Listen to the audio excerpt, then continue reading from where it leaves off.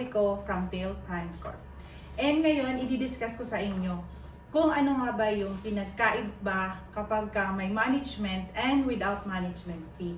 So sa vlog na to is sigurado akong maraming magagalit sa aking agent dahil sasabihin ko yung hindi sila nagcha-charge ng management fee pero nagma-markup sila ng mga unit. So paano ba yun?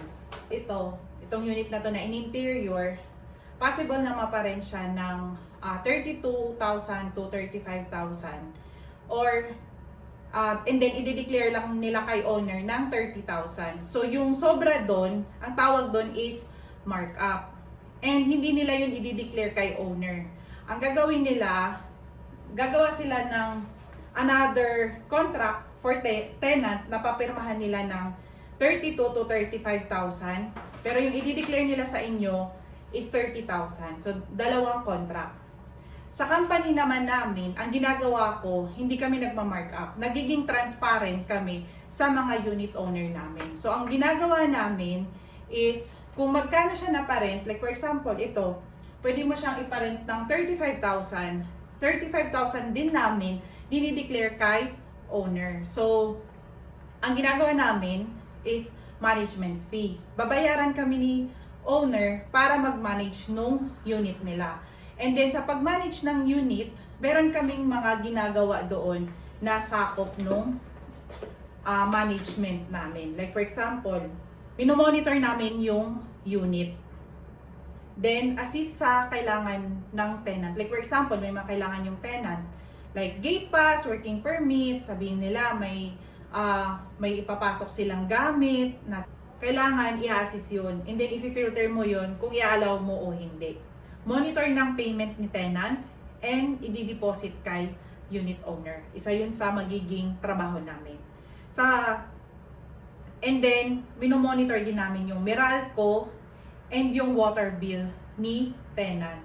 And ginagawa namin ng paraan na ma-inspect yung unit 2 to 3 months, which is yun yung preventive maintenance namin. Na nililinis namin yung aircon and yung grease trap. Yun yung kapag ka nag-enroll ka sa amin, yun yung mga ginagawa namin. Kaya nag-charge kami ng management fee.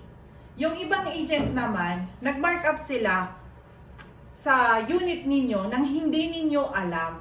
So, naparent nila ng 35, ang i-declare sa inyo is like 33 or 32, 30. So, hindi ninyo yun malalaman kasi hawak nila yung tenant. And then, minsan, hindi ninyo kilala yung tenant talaga. So, sila lang. Pag ina-access nyo yung unit, hindi nila yun ibibigay yung information. So, yun yung pinagkaiba. And, marami kasing nag-offer dito na no management fee. Magtataka kayo na hindi sila nag-offer ng management fee, pero yung hindi nila naaalagaan yung unit, and then hindi nila, sasabihin nila, hindi yun part ng trabaho nila, pero nagma-markup sila. So, mas malaki yung kita nila na hindi ninyo alam. Yun yung pinagkaiba ng may management fee, which is transparent sa inyo, na may babayaran kayo sa company namin. Pero sa iba kasi, sinasabi nila na no management fee sila, pero may hidden agenda sila. Yun na yung pinagkaiba. So, if ever, kung gusto ninyong sa amin magpa-handle, just email us at inquiry@talktoteamdale.com. I want to be there and baby dance the night away. I let my hair